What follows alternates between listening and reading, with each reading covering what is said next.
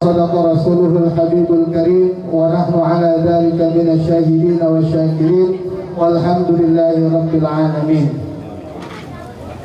Hadratul Mukarram, kesepuhan guru kita semua Bapak Kiai Haji Aki Al-Mukarram yang mulia, kesepuhan Bapak Haji Markinam Al-Mukarram, kesepuhan Bapak Haji Saleh, kepada yang terhormat Bapak Kepala Desa Karya Makmur beserta jajaran, para yang terhormat keluarga besar Bapak Haji Jaya, yakni keluarga almarhum Bapak Haji Sarnata bin Bapak Kimin, Ketua DKM beserta jamaah, para tokoh masyarakat, para haji, para tokoh pemuda, jamaah, para tetangga, para saudara yang tidak bisa saya sebutkan namanya satu persatu, namun tidak mengurangi rasa hormat dan takdim kami kepada semuanya. Teristimewa pimpinan rombongan Bapak Ustadz Amir Rahman, supir ya. Juga tidak lupa pula pembawa acara Bapak Wakil Adi. Wakil Adi di sini mah jadi MC. Kemarin di desa ngajain saya Pak selawatan. Selawatan diajarin sama dia di desa. Kalau orang nggak tahu sih. Ya, wakil. Apa lu lah?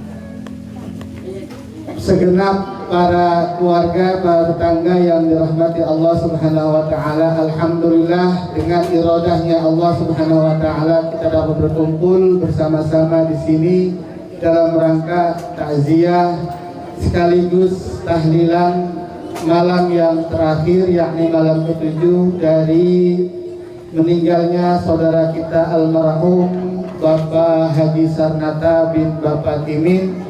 Mudah-mudahan apa yang kita baca, apa yang tadi kita baca yang dipimpin oleh Bapak Amil dari mulai Fatihah, surah, Kulhu, Falak, An-Nas, sholawat, tasbih, semuanya yang kita niatkan pahalanya untuk almarhum. Mudah-mudahan almarhum Bapak Haji Sarnata bin Bapak Kimin senantiasa diampuni dosa-dosanya oleh Allah, senantiasa dihapuskan kesalahan-kesalahannya, senantiasa diberikan nikmat kubur dan kuburnya dijadikan oleh Allah ridha min riyadil jannah, taman daripada taman-taman surganya Allah Subhanahu wa taala. Dan juga apa yang sudah disediakan oleh keluarga besar yakni Bapak Haji Jaya, dan insya Allah nanti pun kita diberikan ya. Ini kalau kita niatkan untuk pahalanya untuk almarhum, insya Allah akan sampai Pak. Percaya nggak sampai? Percaya. Siapa yang nggak percaya? Udah duluan dah. Duluan. Ibu Endang, Wandang, kita dulu dah ya. Ya. Walhasil semua yang kita baik dari mulai bacaan ataupun makanan atau minuman yang kita sediakan, yang kita niatkan pahalanya untuk orang yang sudah meninggal, kita sebagai orang yang berpahal Ahlus Sunnah wal Jamaah meyakini itu akan sampai, ya, akan sampai. Makanya walhasil tidak ada yang sia-sia Pak, ya, tidak ada yang sia-sia. Kalimat-kalimat zikrullah yang tadi kita baca bersama-sama, selain pahalanya sampai, kita pun akan mendapat pahala, ya, akan mendapat pahala dari kalimat-kalimat thayyibah yang tadi kita sama-sama kita baca. Kenapa? Karena selain kita yang dapat pahala, sahibul bait, keluarga almarhum pun akan mendapatkan pahala Pak. Kenapa? Karena sababiahnya kita hadir di majelis tahlil ini, kita bisa bersama-sama membaca kalimat thayyibah dan kemudian kita mendapatkan pahala dari bacaan tersebut, dan itu pun akan berimplikasi pahala tersebut akan sampai kepada keluarga sahibul bait gitu. Ya, makanya walhasil ayo bareng-bareng kita lestarikan ritual seperti ini ya, karena jangan sampai hal-hal yang sudah menjadi tradisi kita ya, tradisi kita sebagai paham Ahlus Sunnah wal Jamaah An-Nahdiyah ini sampai terkikis.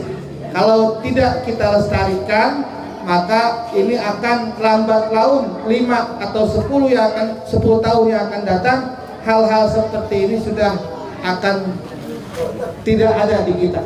Ya, makanya hal-hal yang seperti ini patut kita lestarikan. Bukan berarti apa? Bukan berarti kita membebankan ke ahli ya, ke Sahibul Bait, bukan. Artinya apa? Artinya ada simbiosis mutualisme dalam di sini. Apa? Ada kerjasama yang saling menguntungkan. Kita datang dari rumah kita masing-masing, dari tetangga, saudara, semua teman-teman. Itu niatnya kita untuk takziah, dan itu akan dibalas dan dicatat oleh Allah sebagai amal soleh.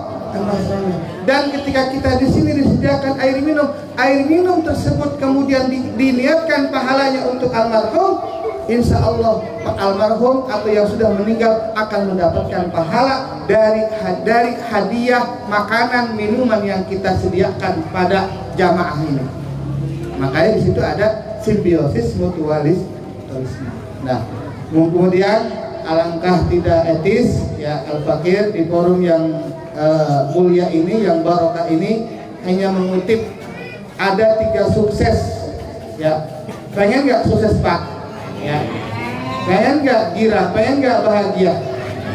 Ada 3 sukses yang bisa kita dapatkan, yang bisa kita raih di dunia dan di akhirat. Apa bahasa? Seperti yang tadi saya sampaikan dalam muqaddimah. Saya mengutip hadis ittaqillaha haitsu ma kunta wa atbi'is sayyi'atal hasanata tamkuha wa khaliqin nasa bil khuluqin hasanin. Itu 3 kunci kesuksesan yang akan kita raih baik di dunia maupun di akhirat. Yang pertama, ittaqillaha haitsu ma kunta. Bertakwalah engkau haitsu ma kepada Allah, haitsu ma kunta, dimanapun kamu berada. Itu kunci sukses yang pertama. Kunci sukses yang pertama, jangan tinggalkan atau jangan tanggalkan ketakwaan yang terpatri dalam sanubari kita, itu kita lepaskan. Dimanapun kita, takwa itu harus kita bawa terus. Takwa bukan dibentak-bentak kami yang tua, Pak Lurah. Ya, sesuai tajrik itu. Pak Arfan ketawa baik, Pak Arfan. Hah?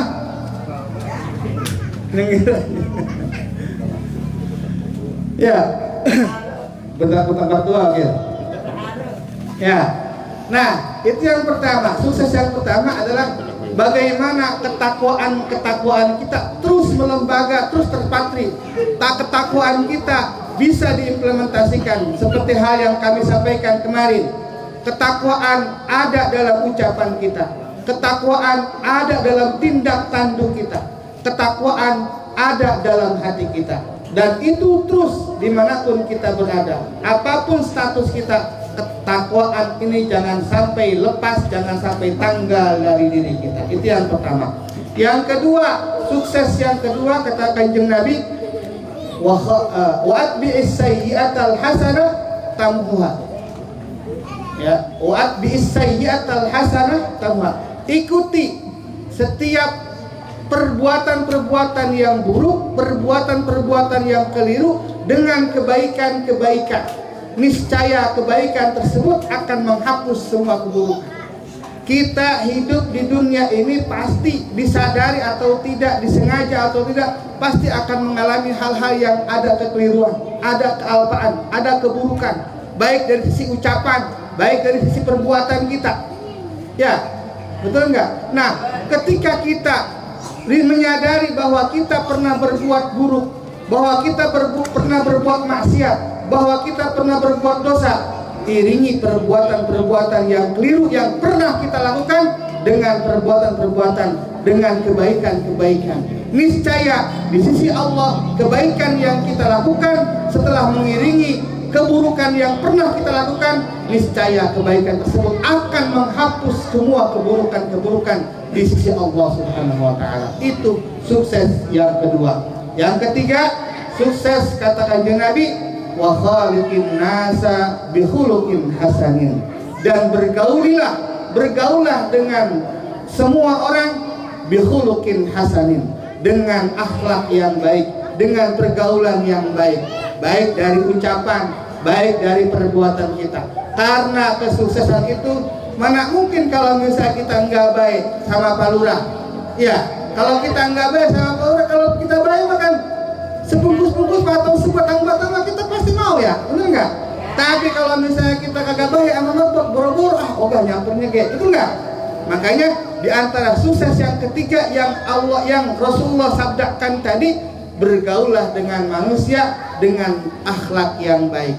Dan itu tercermin dari ucapan kita, dari tindakan kita, sehingga tiga sukses ini dapat kita raih, sukses di dunia maupun sukses di akhir.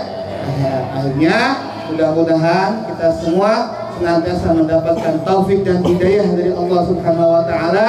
Mudah-mudahan kita semua mendapatkan ridho dari Allah Subhanahu wa taala, sehingga kesuksesan dapat kita raih, baik sukses di dunia maupun sukses di akhirat. Kurang lebihnya mohon maaf kepanjangan. Wal afa minkum wallahul muwaffiq ila aqwamit thoriq. Wassalamualaikum warahmatullahi wabarakatuh.